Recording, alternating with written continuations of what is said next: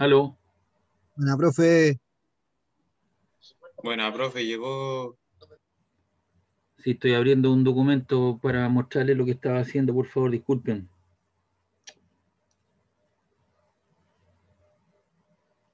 Tranqui, profe.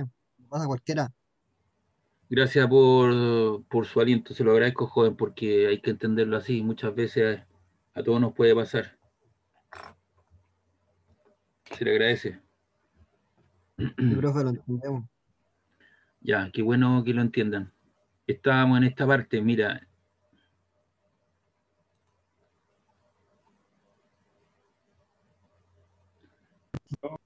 ¿Cómo? Ay, profe, Yo hago- donde yo vi la cámara. Conté, lo conté. Como cámara de video. No, profesora. No, no, es que nosotros cuando empezó a presentarse se había quedado pegado. Ya. Bueno, lo que era mostrar los casos de cuando la velocidad particular la luz lateral que la de. Entonces, todas las cargas que están cargando del sol o del electro y entran con cierta velocidad y entran en forma paralela cuando confrontan el campo magnético terrestre en forma paralela o antiparalela, pasan derecho por la Tierra y la atraviesan y siguen su causa. No hay problema. Y cuando su valor es máximo, la fuerza la desvía máxima cuando tienen un ángulo de 90 grados, cuando el vector velocidad que está aquí con el vector campo magnético forma un ángulo de 90 grados. ¿Ya? Eso para el caso de una carga. ¿Qué sucede para el caso de un conductor? Aquí tengo que explicar varias cosas. Primero, lo que usted aquí ve son puras cruces, ¿no? Eso significa que el campo magnético entra perpendicular a la pizarra. Si usted en un esquema, en un dibujo, ve puros puntitos, significa que el campo magnético está saliendo perpendicular a ustedes, hacia sus ojos. De esa manera se demuestran los campos, así como el campo eléctrico se muestra con líneas de campo, ¿cierto? La tangente a un punto te da la dirección del campo eléctrico en esa dirección, etcétera, etcétera. Cuando están muy juntos, unidos, el campo eléctrico y el campo magnético son muy, muy intensos. Aquí también se demuestran de esa manera. Entonces lo que yo tengo aquí es una porción de un conductor que tiene una cierta área, la corriente está subiendo a través del cable, y la fuerza que siente esa carga es del tipo la corriente que lleva el alambre por L cruz B. ¿Qué es lo que es L? L es el vector cuyo módulo es la longitud del hilo y su dirección coincide con la corriente. Cuando hablamos del hilo, hablamos del cable.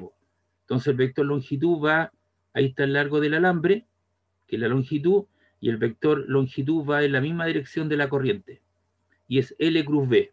Entonces tú llevas el L.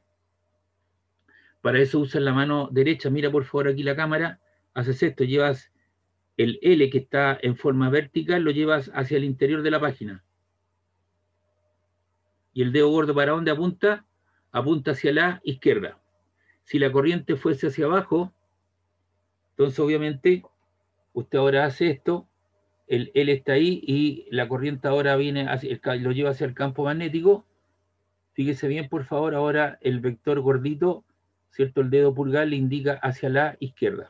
Entonces, si usted ha visto en su zona, para que esto lo ejemplifiquemos, si usted asoma por su ventana, va a ver dos postes en su calle y tienen ciertos cables. Normalmente son tres cables, ¿cierto? Tres o cuatro cables. Entonces, ¿qué significa eso? Que los cables están separados a una cierta distancia. Esa distancia que están separados los cables no es una distancia que a alguien se le ocurrió, sino que eso es el resultado de un cálculo numérico.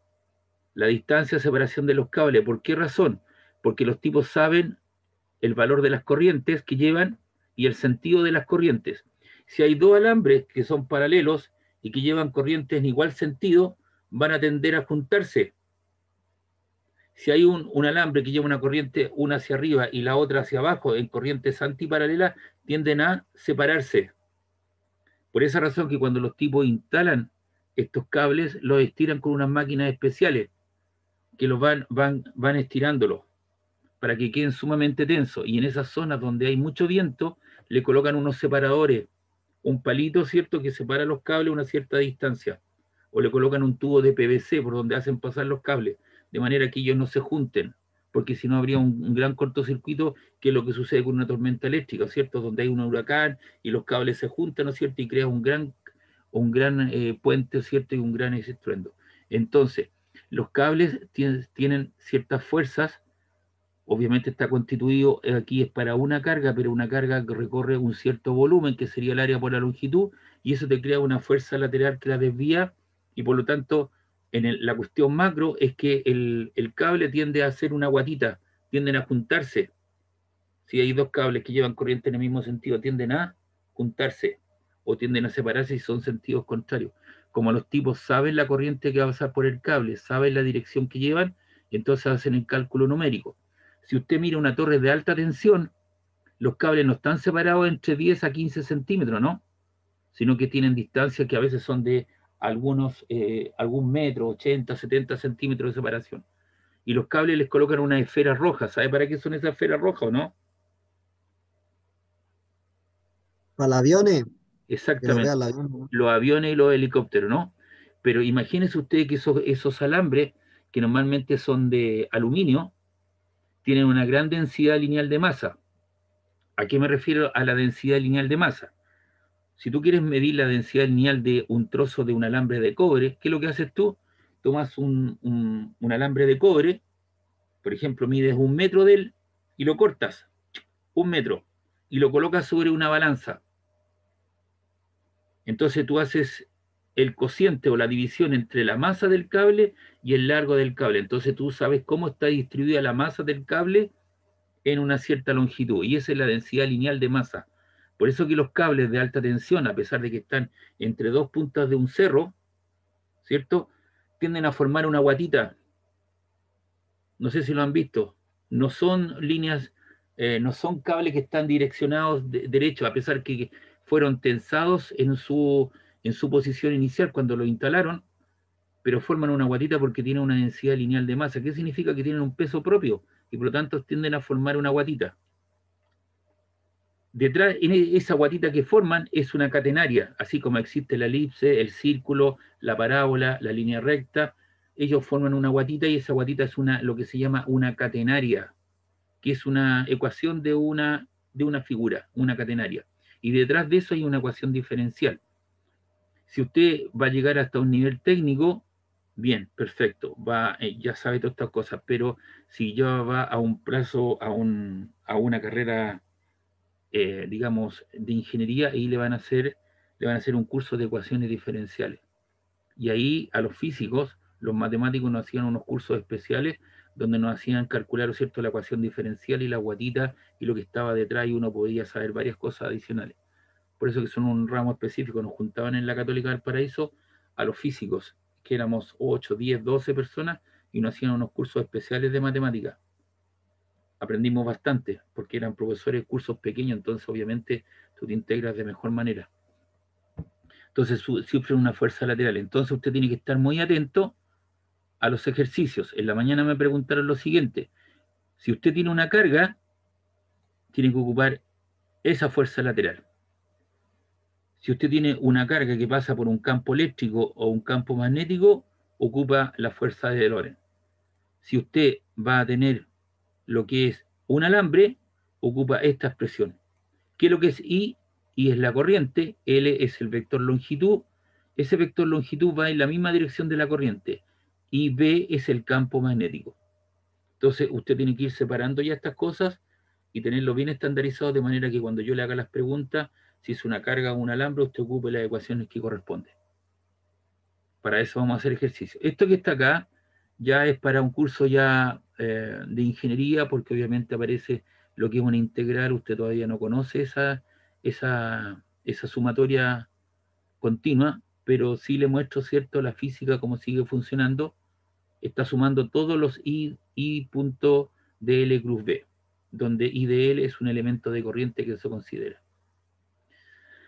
Ahora, hemos hablado, ¿cierto?, visto muchas cosas que son aplicaciones de esto, que son los aceleradores de partículas. Y aquí tiene un movimiento de una carga puntual en un campo magnético.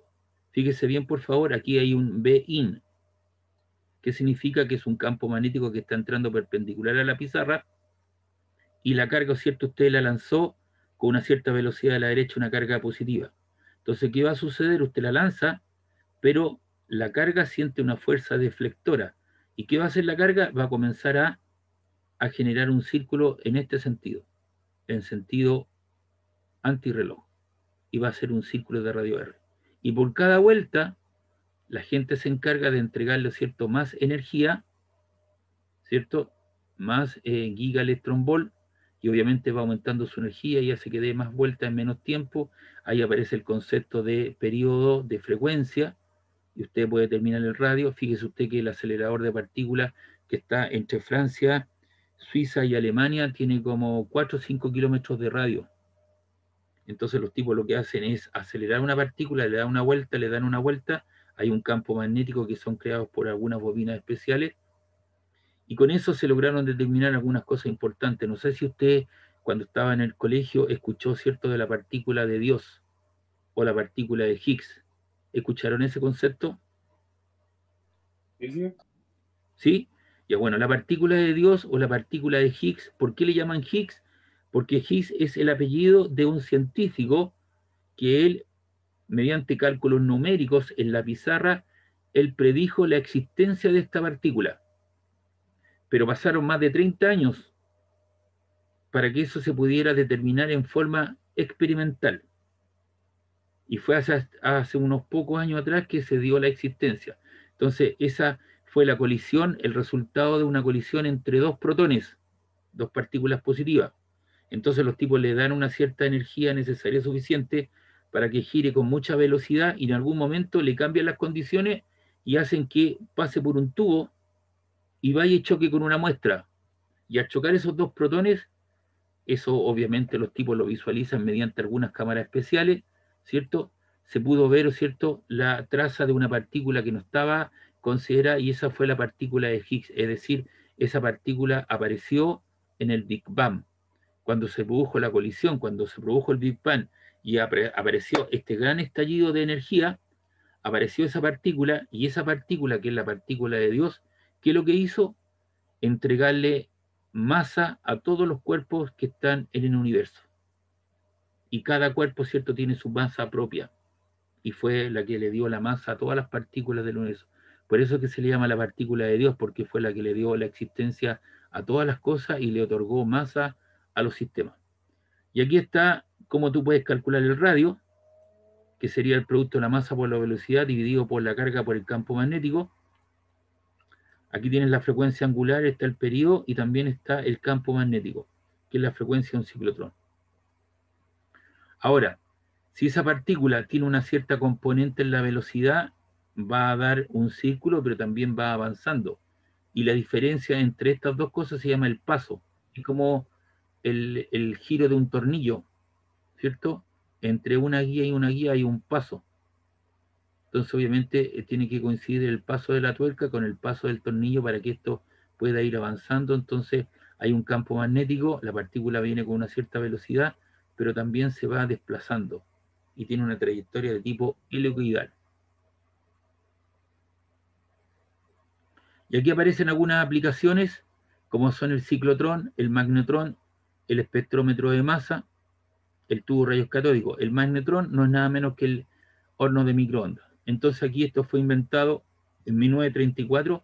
Fíjese que Chile tuvo un acelerador de partículas, y después, hace poco, en los años 90, se concursó, y el profesor Bruno Morales de la Universidad de Chile Santiago presentó un proyecto y le fue entregado a Chile un acelerador de partículas.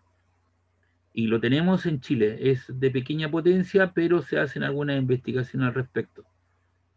Y todo eso lo fui aprendiendo porque, bueno, después le cuento.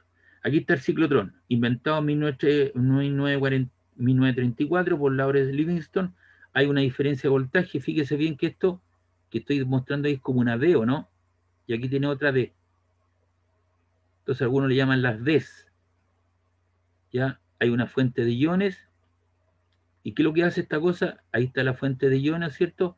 Entonces una partícula, ¿cierto? Se le comienza a suministrar energía de manera, ¿cierto?, que cubra un gran radio. Hay un campo magnético perpendicular a la base de las Ds, o los quesos, algunos le llaman los quesos, un queso partido en dos, y aquí hay una onda electromagnética cuadrada que acelera las partículas.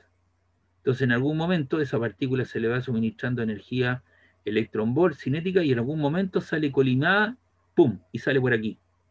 Y va a chocar una muestra predeterminada por los científicos en algún lugar específico. Las partículas cargadas procedentes de la fuente S son aceleradas por una diferencia de voltaje potencial existente entre las dos Ds. ¿Se da cuenta? Ahí tiene una D y aquí tiene otra D. Cuando llegan de nuevo al hueco, la diferencia potencial ha cambiado el signo y vuelven a acelerarse describiendo un círculo mayor. Esta diferencia potencial alterna su signo, ¿cierto?, con el periodo del ciclotrón de la partícula. Va alternando, que es independiente del radio de la circunferencia. Entonces, esto es lo que se hace formalmente. Y algunas aplicaciones, que es el movimiento de una partícula en un campo magnético que sufre una fuerza lateral que la va desviando. También tenemos el concepto del espectrómetro de masa, que fue diseñado por William Angston en 1919, que permite la medida de la masa de los isótopos. Y toda la energía potencial, eléctrica se convierte en energía cinética de movimiento, un medio de la masa de la partícula por la velocidad al cuadrado. Entonces podemos determinar la masa también de las partículas. Ahora esto también se usa como un selector de velocidad. Lo que usted tiene aquí es un campo magnético que está entrando perpendicular a la pizarra, tiene un condensador de placas paralelas con una carga positiva y negativa, y usted configura un campo eléctrico uniforme, de tal manera que la distancia de separación, lo que en el fondo es un condensador.